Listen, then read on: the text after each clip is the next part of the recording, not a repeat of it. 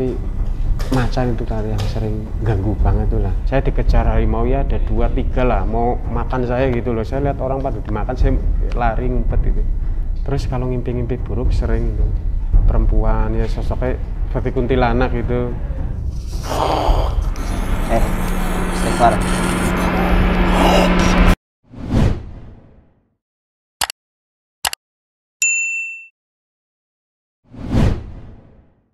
Bismillahirrahmanirrahim. Assalamualaikum warahmatullahi wabarakatuh. Alhamdulillahirrahmanirrahim. Wassalatu wassalamu ala rasulillahi wa ba'du.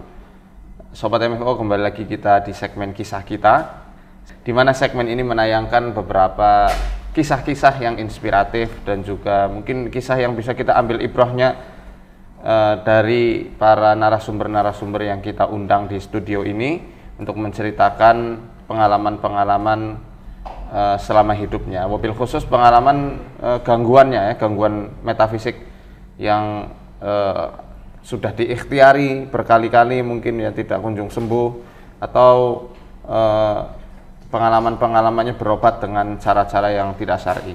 Nah, kali ini ada narasumber kita, beliau adalah Mas Ridwan ya. Assalamualaikum. Beliau ini sering sekali merasakan was-was dan ada bisikan-bisikan gaib ya setiap harinya, sehingga tidak tenang pikiran dan hatinya. Mungkin kita langsung aja ya tanya-tanya ke beliau. Assalamualaikum Mas. Waalaikumsalam. Salam lagi nih ya. Iya. Gimana awal mula gangguannya Mas? Apa yang Mas rasakan di pertama kali? Itu sih kurang lebih 6 tahun ya sebelum. Udah 6 tahun? Iya. Ya awalnya sih saya ngerasain kayak dunianya kayak bukan dunia nyata gitu. Kayak ngerasain apa ini mimpi apa bukan gitu.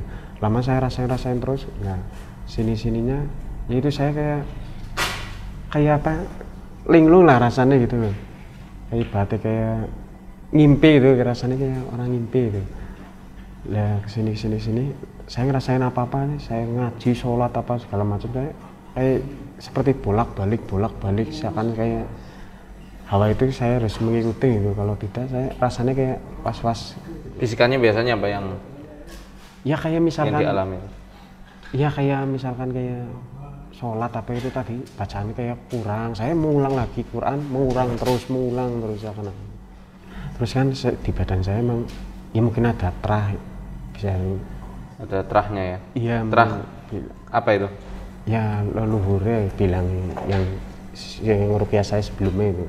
Terus sama ini apa yang sekarang ini seperti macan itu tadi yang sering ganggu banget tuh lah. Nah, macan itu datang pas kapan? Ya, sekitar ya setahunan ya, setahunan. Pas Mas lagi ngapain? Di kos sama katanya sih penunggu sumur lah. Nah, itu. Pas dikatakan ada penunggu sumur yang kayak harimau, terus Mas kerasukan? Enggak, sebelumnya saya pas di ruqyah pertama itu saya sering kerasukan. Harimaunya udah muncul belum waktu? Itu belum. Nah, harimau muncul pas kapan itu? Pas ada orang yang ngatakan ada penunggu harimau di sumur atau gimana? Enggak, pas di ruqyah saya kan pulang. Lah saya kambuh lah, itu harimau itu ngikut apa gimana gitu. Saya di ruqyah lagi, memang harimau udah masuk Islam. Cuma sekarang kayak kafir lagi gitu loh. Saya sholat paling ganggu apa segala macam itu. Harimaunya sholat ya. Nah itu jin, itu bukan harimau. Nah maksud saya, Mas itu ngerasa diikuti harimau pas sudah mendengar ada penunggu di sumur atau sebelum? Kan kata orang di kosannya Mas di sumurnya ada penunggu harimau. Iya. Nah jenengan itu ngerasa diikuti harimau setelah dengar kabar itu atau sebelumnya? Ya sesudah ya. Nah, sesudah. Ya. Ini sekali lagi mereka main di memori Mas. Iya, kadang yang pikiran saya yang dibuat saya kacau segala macam lah itu. Jadi sebenarnya tidak ada sosok baru, insya Allah. Tidak ada sosok baru harimau yang muncul, karena orang mengatakan di sumur ini, di sumur itu ada harimau, akhirnya kerekam, dan jin itu akan main di fantasi manusia. Oh, itu tadi maksudnya sebelumnya maksudnya yang orang macan itu, sebelumnya saya udah kemasukan. Nah, terus udah kemasukan harimau. Nah, Pak Ustadz yang meruqyah saya, memang ini kemasukan, tapi nggak mau ngaku itu sebelumnya macane. Nah, kerasukannya udah harimau atau kerasukan biasa kan beda-beda? Ya kayak harimau ya itu. Kayak harimau. kalau diganggunya itu saya udah lama sekitar 6 tahun. Pikiran saya mau pindah-pindah gitulah rasanya. Selama 6 tahun ini harimau itu pernah muncul nggak sebelum ngekos di situ? Pas Mas itu lagi reaksi kesurupan? Ngimpi, saya sering ngimpi. Harimau? Iya, saya dikejar harimau ya ada 2-3 lah, mau makan saya gitu loh. Saya lihat orang pada dimakan, saya lari ngumpet itu. Berarti sebelum dengar ada kabar di sumur ada penunggu harimau, Mas sudah kemasukan harimau gitu ya? Terus kalau ngimpi-ngimpi buruk sering gitu. Perempuan ya sosoknya seperti kuntilanak gitu. Ya nyerupai kadang jadi cewek cantik gitu mau ngajak. Ya kayak gitulah. Jadi kalau menurut guru kami, Syekh Said Ahmad Abduh Hafizahullah, jin itu kadang-kadang ini menyerupai bentuk hewan yang sefrekuensi dengan jiwa manusia. Nah, kayak harimau ya. Kebanyakan kita lihat sosok harimau itu kan sosok yang garang, yang ganas, dia pendiam tapi habis itu dia frontal, temperamen, ya, sensitif. Harimau itu serba susah Mas kalau kita berhadapan sama harimau di hutan. Kita membelakangi, diburu, dikira mangsa, kita natap tajam mau ngusah pakai sesuatu, dia ngerasa terancam, jadi serba susah dipahami harimau itu memang. Jadi orang-orang yang karakternya kayak harimau juga kadang-kadang susah untuk dipahami. Jadi jin itu nantinya akan menyerupai wujud hewan yang itu memang menjadi perangkat dari kejiwaan manusia. Kalau misalnya kayak monyet, ya orangnya jahil, serakah, jahat karakternya, ya kadang-kadang mereka akan menyerupakan diri seperti monyet, seperti ular kalau untuk orang-orang yang pendiam, melankolis, ya mudah sedih. Nah ini ada enggak sifat temperamen gampang marahnya? Iya gampang, emang saya gampang mungkin itu. Nah itu mungkin nanti kalau Mas sudah bisa memisahkan ini ya, emosi-emosi yang selama ini melingkupi Mas, insya Allah harimaunya nanti lepas sendiri. Dan sosok harimau ini kan ya kembali lagi ke pembahasan masalah jiwa dan kesadaran manusia sih. Nanti kalau kesadaran Mas itu mulai muncul dan sudah mulai naik ke kesadaran manusia bukan kesadaran hewani, insya Allah lepas itu khodam-khodam yang mirip harimau. Sebenarnya ya jin-jin itu kan kalau menurut para ulama mereka bisa berbentuk apa aja, karena jisim mereka jisim yang halus, ya, yang lembut, sehingga spesialisasi mereka ya malih rupa, menjelma ke bentuk-bentuk yang lain-lain. Kalau Mas mau nih ya, mereka mau wujud, gambarkan aja sosok yang ada di fantasi Mas. Doraemon misalnya, wujud nanti Doraemon. Nggak mau wujud pocong, nggak mau wujud kuntilanak. Kenapa kok wujud pocong dan kuntilanak? Karena yaitu sosok-sosok mitologi yang sudah tersebar di Indonesia. Coba orang Amerika kesurupan misalnya, nggak mungkin dia melihat sosok kuntilanak di sana atau sosok pocong, nggak ada. Kalau di Jepang, ya sosok-sosok hantu-hantu Jepang, ya, berupa ekor 9 misalnya, ya nggak mungkin di Jepang itu nanti ada jin wujudnya pocong. Allah nggak menciptakan jin itu wujud-wujud yang seperti digambarkan manusia, kayak pocong, kuntilanak, genderuwo. Mereka hanya menjelma seperti halnya gambaran yang digambarkan oleh manusia. Jadi kalau saran saya sih tentang jin harimau yang mungkin sudah ngikut lama selama 6 tahun ini, apalagi ditambahi dengan... Kalau yang jin harimau enggak sampai 6 tahun itu. Sejak kapan? Yang setahunan lah, yang ini saya ngontrak sama istri, ini baru. Saya sering banget diganggu. Lah yang katanya mimpi harimau sejak kapan? Ya habis dimasukkan itu kan udah katanya harimau udah Islam itu udah masa syahadat udah apa-apa, tapi masih di badan saya kata-katanya nggak apa-apa, udah nggak apa-apa. Oh udah bener itu. Nah. Kalau jin harimau ya nggak mukallaf. Nah terus apa namanya? Lah kesini saya kalau gampang emosi kayak gitu lah, kesurupan kayak gitu itu. Ya kan tadi sebenarnya pembahasan yang tadi disampaikan oleh saya dari guru saya itu diambil dari kitab Madarijus Salikin punya Ibnu Qayyim al-Jauziyah. Jadi memang kalau Mas gampang marah ya pasti nanti yang keluar harimau, nggak mungkin kucing. Kenapa? Karena sekali lagi harimau sosok yang garang, supaya orang yang bikin emosi Mas itu ngerasa gentar dan takut dan Mas bisa ngamuk sedemikian rupa. Gini, apa sosok-sosok yang misalkan ini yang ada nih di badan dia itu apa perlu dihilangkan atau bagaimana? Oh jelas perlu, harus dihilangkan ya, menurut saya Pak ya. Jadi begini, ya sebagai orang tua ya kita ya kepengen punya anak yang normal lah, yang biasa gitu seperti orang-orang itu. Maksudnya apa namanya, jangan ada yang ikut apa, bisa kayak macam ya, bukan, ini ada lagi yang masalah yang dari leluhur itu yang ada keris lah segala macam. Itu gimana itu? Di sini ada katanya ada keris, ada apa gitu. Yang bilang siapa? Itu yang waktu itu Pak. Ini saya nggak lagi merendahkan siapapun. Kita pandang ini secara adil dengan landasan Al-Quran maupun Sunnah.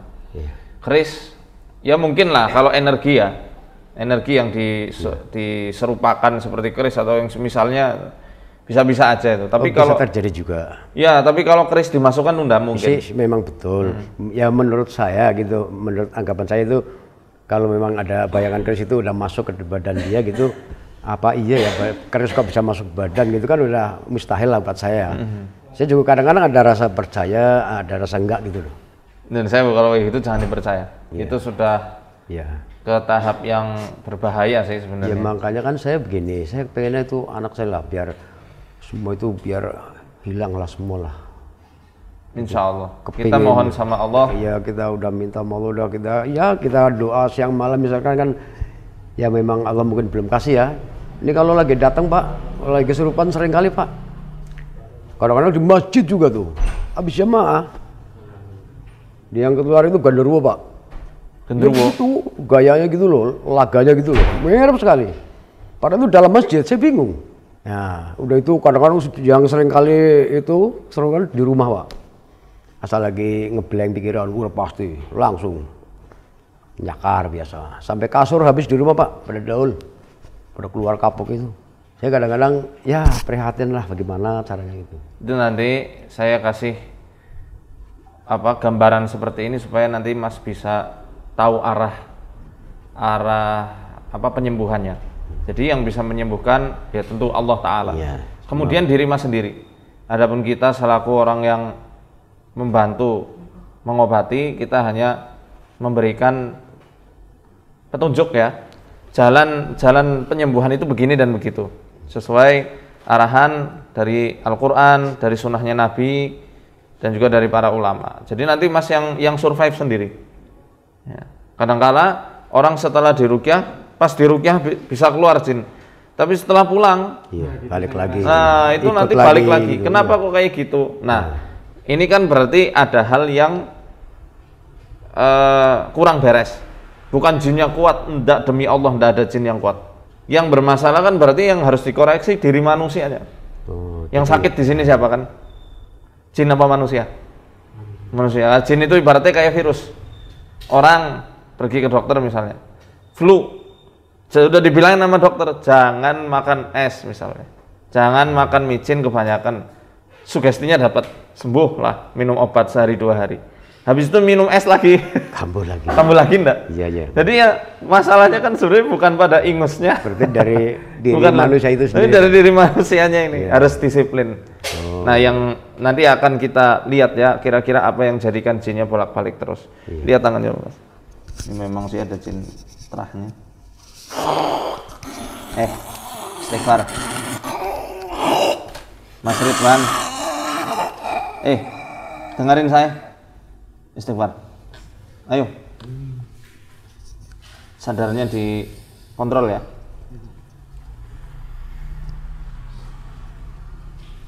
Ini ada masalah di lambung juga ya.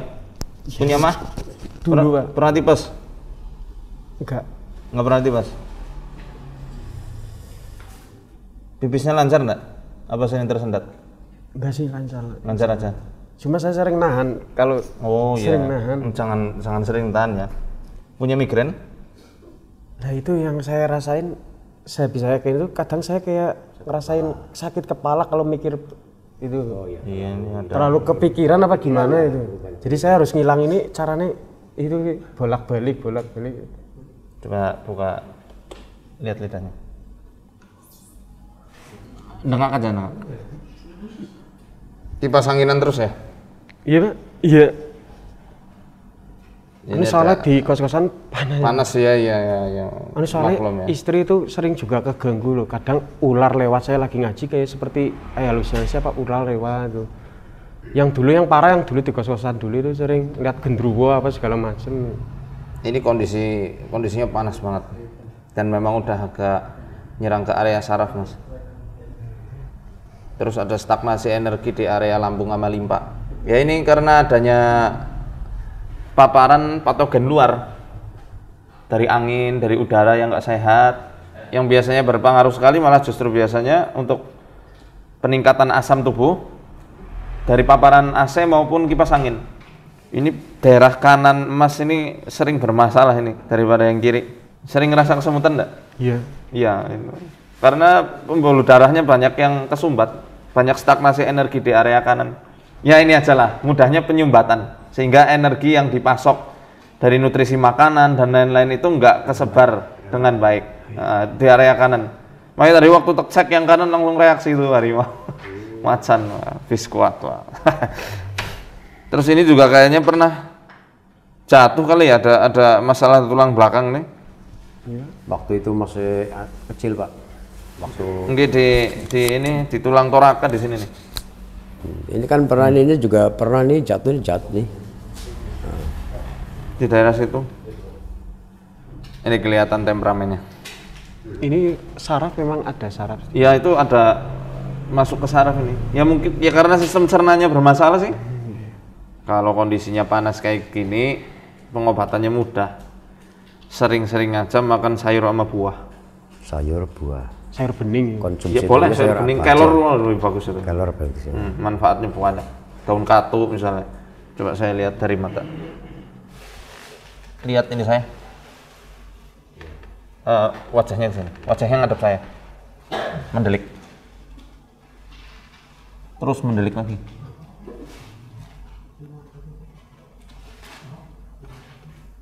Mendelik. Ini ke sana.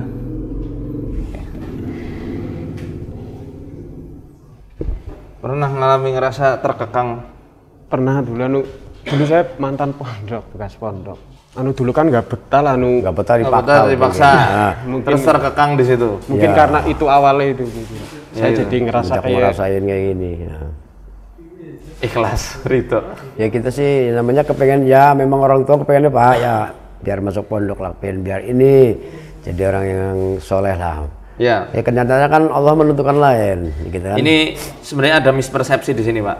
Antara maksud dari tujuan orang tua dengan apa yang dikehendaki sama Mas Ridwan. Bertentangan misalnya begitu ya. Bertentangan. Ya maksud bapak ibu baik pastinya ya masukkan pondok nggak mungkin kita Iya. mau menelantarkan. Tapi di Mas Ridwan itu persepsinya dia orang yang suka bereksplorasi. Ya. Cari pengalaman-pengalaman baru. Pas di pondok dia ngerasa mungkin aduh kok aku Kayak terkekang dikurung. gitu. Nah, rasanya seperti itu. Nah, sekarang waktunya ini untuk dievaluasi, diistighfari kepada Allah Ta'ala. Sehingga ya Allah, hamba nyesal telah merasa demikian dan demikian. Nanti sungkem ke bapak ibu, mungkin dulu pernah sempat marah, mungkin. Nah, itu nanti supaya bisa melunturkan sekali lagi kesadaran hewani, kesadaran bahimiahnya seorang manusia, khususnya yang sekarang lagi dialami sama Mas, sehingga nanti harimaunya nggak akan muncul lagi. Saya jamin nggak akan muncul lagi. Jadi sih kadang lama nggak muncul sebulan, nah pas muncul lagi pas saya dengar Pak Ustadz mau manggil itu suruh manggil Kamis, nah saya keluar di rumah. Di rumah juga begitu Pak. Langsung harimaunya. Iya mungkin ngoek saya gitu. ngerasa apa gitu. Harimau Kadang kok kalau ngoek pas gitu. pikirannya saya lagi ngeblank lah itu. Bisa. Ini nanti butuh latihan. Yang semacam ini memang Mas butuh ada bimbingan terus menerus. Sih kalau bapaknya bilang istighfar mas segala macam. Iya, Saya terus, Pak. udah di hati sih Tapi namanya alhamdulillah istighfar kalau, apa. kalau memang lagi kedatangan begitu Pak, terus terang aja saya pegang tokonya gitu. Saya bacain apa aja lah yang sebisa kita nih. Ayat-ayat apa kita bacain, hilang istighfar, saya tepuk itu istighfar. Ya sadar. Ini kesadarannya Mas soalnya geser ke sana. Ya. Geser ke alamnya situ. Oh gitu. Pantas saya kayak ngerasa di laut gitu kan. Iya, jadi bukan apa istilahnya ya, bukan salah jin yang masuk Enggak, kalau kesadarannya ke situ narik. Susah saya jelasin lah. Susah ini perkara ini susah diteorikan ya, memang. Betul. Nah, kita langsung rukyah aja mungkin ya. Nah, nanti seenggaknya udah agak plong kan? Si ini plong, tadi mau ke sini deg-degan terus Iya. mau ke sini. Karena petanya udah jelas dan akar permasalahannya kan sudah ketahuan di sini. Nanti tinggal belajar buat legowo, buat ridho sama Allah. Ya. Allah Ta'ala jelaskan di Quran, qad aflaha man zakkaha, qad aflaha man tazakka. Ya. Telah menanglah, telah beruntunglah orang yang mensucikannya. Ini apa? Jiwa, mensucikan jiwanya, mengupgrade jiwanya. Jiwa itu walaupun fisik kita tua dan dewasa, kalau tidak pernah di-upgrade, jiwanya bakal terus kanak-kanak terus. Beda sama tubuh kita, dibiarkan aja makan minum sih ya tumbuh. Dewasa tua, ya. Dewasa sampai tua begitu. Tapi kalau jiwa nggak terupgrade, kita nggak ada mujahadah. Mujahadah ini kan pemaksaan diri supaya jiwa kita tertempa dengan riyadhah dengan perkara-perkara yang wajib dan sunnah ya, bukan hal-hal yang bid'ah dan yang aneh-aneh dan lain-lainnya misalnya. Ya nanti akan terus-menerus terkungkung pada kesadaran yang level rendah. Itu yang nantinya akan nangkep gambaran-gambaran yang buruk. Tapi kalau sudah mulai terupgrade ya, kesadarannya sudah mulai naik, sudut pandang kita juga selalu baik, prasangka kita ke Allah juga selalu baik, itu nanti pasti yang rendah-rendah akan protol dengan sendirinya. Nah nanti insya Allah pas sesi rukyah akan kita praktekkan. Ya, kita akan lanjut sesi rukyah di part yang kedua.